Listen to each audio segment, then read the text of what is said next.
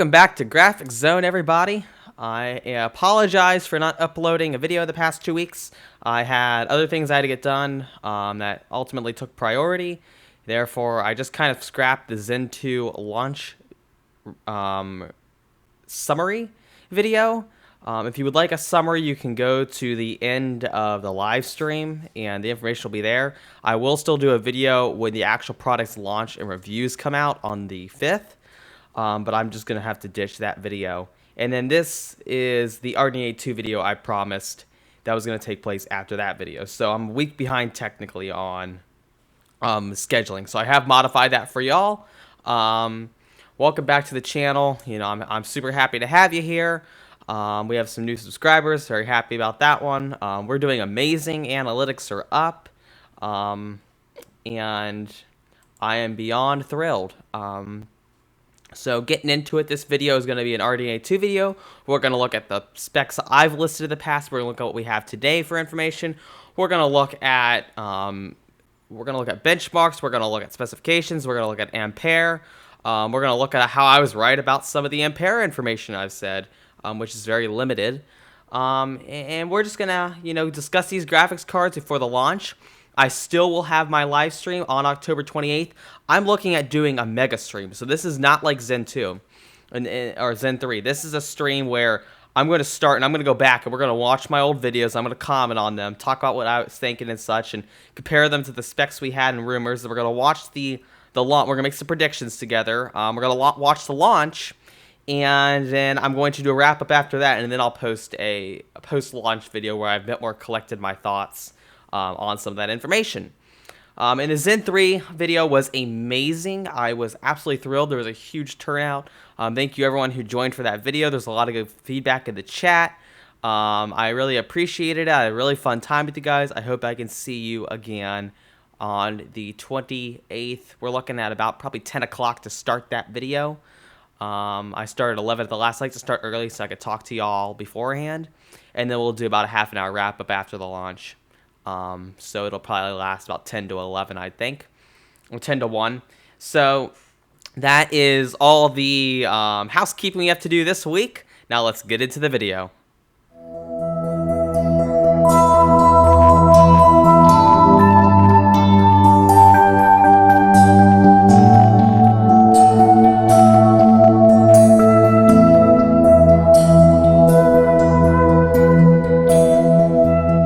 So before we really look into these much more recent specification leaks, I want to address some of the lineup information that I was providing in the past. And the first thing I want to address is that I said there was going to be an 80 compute unit card with 12 to 16 gigabytes of VRAM, GDDR6 memory, and that card was going to have a base clock of 22 megahertz. And that was back in July 18th. So I was fairly accurate most of that. I did get the memory bus wrong, but I was accurate about that information. And then I also spotted out a 72 compute unit card, which I dubbed the 6600 XT. And I said a 1900 megahertz boost clock, and the rest of the information from there I got incorrect. So that was back in July. And I did have some more information I had correct in July, where I stated that it was an 80 compute unit max. There's a 4K target, which I will get to in a minute. And it was definitely NAVI 2X, or 2 times the last generation NAVI. And I also said that there was going to be an 8 gigabyte minimum and less than 300 watt TDP on the reference designs, with AIBs such as Sapphire that would push higher clock speeds, slightly higher clock speeds, and that it could have slightly less frames performance than Ampere, but now seeing how Ampere is, I don't know how accurate that would be. And then the next video I want to take a look at was one I launched back in September, where I kind of had some specifications of the cards, and I said there's a 6900 XT with 80 compute units, 5120 stream processors, 23.5 teraflops, 16 gigabytes of GDR6, and 2300 megahertz boost clock, and a 1975 megahertz base clock, which is very, very close to what we have today. And I think, to be honest, that was probably exactly what it was at the time, before AMD started tweaking it to get extra performance and pull out an extra 100 or so megahertz from that card. So I think I was fairly accurate back then. And then the 6900, I said it was a 72 compute card, 4,608 stream processors, 20 teraflops, 16 gigabytes of memory, and a 2200 megahertz boost clock and 1900 megahertz base clock. So once again, probably accurate clocks for the time. And then there was the 6800, which was a 64 compute unit card, 4,096 stream processors, 17.6 teraflops, 12 gigabytes of GDR6 memory, with a 2150 megahertz boost clock and a 1725 megahertz base clock. And like I said, I really think that for the most part, it's pretty accurate on that. The rest of the cards I wasn't as accurate on, because I didn't really know much information about the smaller dies. So I'm not going to go into details on that. You will be able to see that all on my spreadsheet, though. I will post a link to that in the description, showing some of my math and such, and how I was able to kind of figure some of those numbers out. But now I want to turn your attention towards the official specifications of the RDNA2 architecture. And I want to look, starting off with the card I'm most sure about, which is the 6900 XT. This is a 5,120 stream processor card with 80 compute units. It has 16 gigabytes of GDR6 memory on a 256-bit bus with infinity cache, or some sort of advanced caching system, with a boost clock of 2400 megahertz and a base clock of 2000 megahertz. So looking back to my video here, I was only 100 megahertz off on that card. So like I said, I was fairly close as to the specifications, and it pulls out 24.5 teraflops. And I'm going to pull up on the screen here the formula for teraflops, which is the number of processing units, so in this case stream processors, multiplied by 2, multiplied by the boost clock frequency. And that is how you would get the number of teraflops for a card. And then a little bit more math. Each compute unit from AMD has 64 stream processors, and each SM from NVIDIA has 128 CUDA cores. So that's how you can do some quick math there. Formula for teraflops is the same too for Ampere. Like I said, it's just any sort of processing unit multiplied by 2, multiplied by the base or the boost clock. So I just wanted to give you a little bit of background on some of my math there. And the clock speeds, originally I planned for about a 20% increase, 10-20% increase in clock speeds on these cards, which now we know that the NAVI 22 die hits 2500 megahertz, which is astounding. And we know that Big NAVI is not far from that at all, just 100 megahertz shy. And that is the XTX variant, but I know that the 6800 XT, which I'm going to read the specs off here, 4,608 processing units, 72 CUs, is going to have 16 gigabytes of GDR6 memory, once again on that 256-bit bus with the infinity cache system, 2300 megahertz boost clock, and a 1900 megahertz base clock. And that comes out at 21.2 teraflops. And that card, the AIBs, this is an AIB card. This is the NAVI 21 XT variant.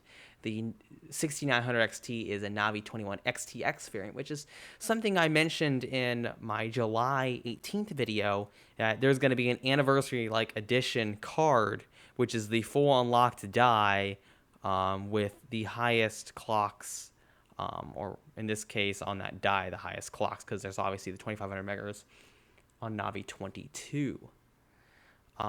So overall, that is what we are looking at as far as those two cards. They are very impressive. I got a lot of information right on those. 16 gigabytes of VRAM, which is more than enough. Very high clock speeds, and extremely efficient 7 nanometer process. It's going to be amazing, not to mention all the IPC gains and everything else involving that.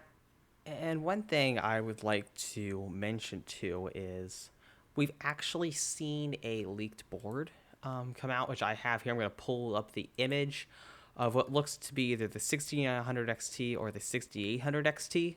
But I can tell you for sure this will be a NAVI 21 PCB because you can count there are 8 memory modules, which will be filled with a 2 gigabyte GDR6 chip. And you can also see that there are 2 8-pin power connectors on the top right of the image. And you can see that there is a box where the actual die will be. So we don't really know what that exactly looks like. And then we can actually get a look at the ports on the side too, even though we kind of already have an idea what those are going to look like based on the previous information AMD has provided as far as the actual card itself and the cooling. So that's just a bit of a rundown over the PCB. There's not too much information here. It's telling us because we already knew there's going to be 16 gigabytes of memory. We already knew there's going to be 2 8-pin power connectors. All we're really waiting on is that die, and even then, it comes down to the transistor budget and how much is going towards ray tracing, how much goes towards just pure compute, how much is going towards cache, how much is going towards I/O, all those different components there. So even then, we would need more information on the die. But that is kind of a rundown on what we're looking at on this GPU. Continuing on, I want to look at the 6700 XT, which I believe is going to be on the NAVI 21 die. People are calling it the 6800, but I will explain why in a minute why this is the 6700 XT and not the 6800. The processing units are 4096. There are 64 compute units, same 16 gigabytes of GDR6 memory, 220 megahertz boost clock, 1800 megahertz base clock, 18 teraflops, and once again, like I said, it is on NAVI 21. Here's the reasoning behind it not being on NAVI 22, the 40 CU die, and it's simply when we look at the CUDA cores on the 3070, and we divide that by 128 because 128 CUDA cores isn't equivalent to an SM, we see that there are 46 SMs in the 3070. Yes, it would be clocked lower at 1730 megahertz. However, even if we had a 40 CU, fully unlocked NAVI 22, 25 megahertz card, we would only have 12.8 teraflops. And I know you can't compare teraflops directly, but it does, from those numbers, make it look like it's behind Ampere, where the 3070 has 20.37 teraflops, which you must multiply by 2/3 because an Ampere teraflop is 2/3 of an AMD teraflop or an RDNA2 teraflop. So that brings that card out to 13.6 teraflops. So like I said, AMD is already lagging behind there. I don't know why NVIDIA would want to take a 3070 and put it on a GA102 die if they already have a bit more of an edge on AMD, and AMD cannot unlock any more of that die on the 6700 XT. So that's kind of my reasoning behind why that card is in fact on the NAVI 21 die. And it's a naming game. The 6900 XT could come out and it could be the Radeon Star Shooter. I mean, we don't know exact naming. I've been wrong about the naming in the past, so don't really go off names. You want to mainly go off of the specs. The names will kind of come around during the presentation, such as when we'll really know. But I guess what helps is to kind of say, 6900, 6800, 6700 to kind of give you the class they're going to compete with against NVIDIA. And we want to look to, if we want to compare the 3080 and the 3090, this is what I said. I said the 6900 was going to beat the 3090, and that looks to be extremely accurate. The 3090, once we do the math, it has 10,496 CUDA cores times 2 times 1700 megahertz boost clock to get 35.68 teraflops. Multiply that by 2/3 and you get 23.79 teraflops. And Big Navi at the 2400 megahertz clock speed is at 24.57 teraflops. And this is why I think AMD pushed that card a little bit. And I know teraflops aren't, perfect metrics to compare things by and such, but I just wanted to throw that out there because if we look back at the 23 megahertz card, we had 23.5 teraflops, which was a little bit less than the 3090, which is what we were saying. But now AMD is going for the all-out win. They weren't impressed with the performance. They've been saying they weren't impressed with the performance, and they think they can take the performance crown. As far as the 3090, and the 3080 is going to be very competitive, with it being at 19.85 teraflops, and the 6800 XT being at 21.2 teraflops. So we will be more than interested to see how that goes because AIB has obviously pushed those cards a lot farther because that will be a reference design. The 6900 XT is NAVI XTX. It is an AMD exclusive card. It is fully unlocked, very highly clocked, but it's only for AMD. So we can't expect to see that card go above whatever AMD launches it at because that's an AMD only card. AIB is only really being allowed to distribute that card with their sticker, basically is what they're going to do. So if we look at this, and we've done like I said, we've done the math. I have a spreadsheet I'm going to link in the description. You kind of see how the Navi 21 die Big Navi is going to stack up against Ampere. It is going to be amazing. It is going to practically destroy Ampere, in my opinion. And that launch was really, really bad as far as availability, as far as NVIDIA's relationship with AIBs. They've burned a bunch of bridges with AIBs recently. And I'm going to get in that in a second. With the overall specifications of the card, how much they're charging for the VRAM compared to what AMD is going to be offering. AMD is really going to ultimately at least take the price to performance crown or the best value, best buy sort of position, if not completely obliterate NVIDIA in the performance crown. And NVIDIA is very much all over the place. This is going to bring us to our next topic of discussion here, which is that NVIDIA has canceled the 16 gigabyte 3070 and the 20 gigabyte 3080. I called for this about a month ago, I would say. I made a video and I said that there's no way those two cards are happening. And here is simply why. Before I said it was an OEM, it turned out it was going to be an AIB card only. But it just doesn't make sense. You're going to have more VRAM, but the performance is going to stay the same. And the only people that really would need more VRAM are people with CAD or more of a workstation application, which that market is really the 3070. I mean, if you're really in that market, the 3070 wouldn't cut it with 16 gigabytes of VRAM. And to be quite frank, because even though it's got the VRAM, it doesn't have the power. And the 3080 20 gigabyte, I mean, if you put a 3080 20 gigabyte out there, there'd be no market share really for the 3090. So it was just going to make no sense. And also putting a 16 gigabyte card in between an 8 and 10 gigabyte card kind of makes heads turn, and then the pricing gets very, very close between those cards, and it just becomes very confusing. So that's why I already said that card was not going to make any sense in their lineup.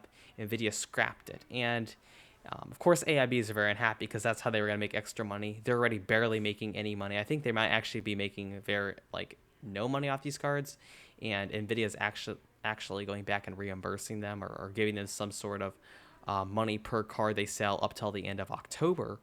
But it's truly becoming madness. They're very unhappy with NVIDIA, and this is going to cause a lot of issues for NVIDIA, even in the future. That's why I said NVIDIA's greed is digging them into a pit, just like Intel's unwillingness to innovate and provide for the consumer ultimately dug them into a pit. So it's not as much AMD's better. It's just the other guys aren't. They aren't playing the game well. They're getting greedy.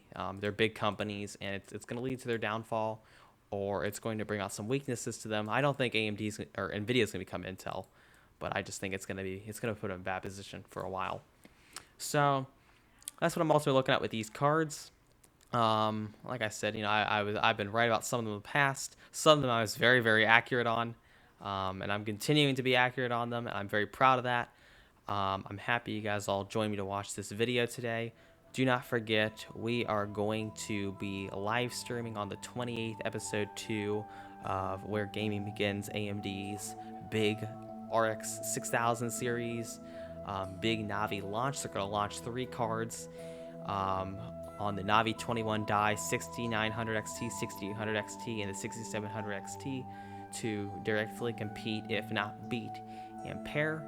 And I'm going to do a little bit before that. I'm going to go back. We're going to watch some of the old videos. We're going to talk about some things I said back then, some of the insanely stupid things I said, some of the things that actually turned out to be right. We're going to watch the stream of together, of course. I'm going to do some intermittent reactions during that as they release those cards. And then we are going to just kind of wrap things up. We're going to do a quick summary at the end of the video, at the end of the AMD stream, and then I will put a follow-up video a day or two later. And that stream will take probably about approximately from 10 to 11. It'll start and it'll end at about 1. To give you an idea, I will post that stream on my channel. I will create something possibly today. We are 4 days away from the launch, so I'm gonna put that warning out there. And that's really how we're gonna play this game. Thank you all for watching. Thank you all for tuning into the channel. We thank you for the subscribers. We are at 40 subscribers now, which is amazing. We're growing. Numbers are up. Things are going great.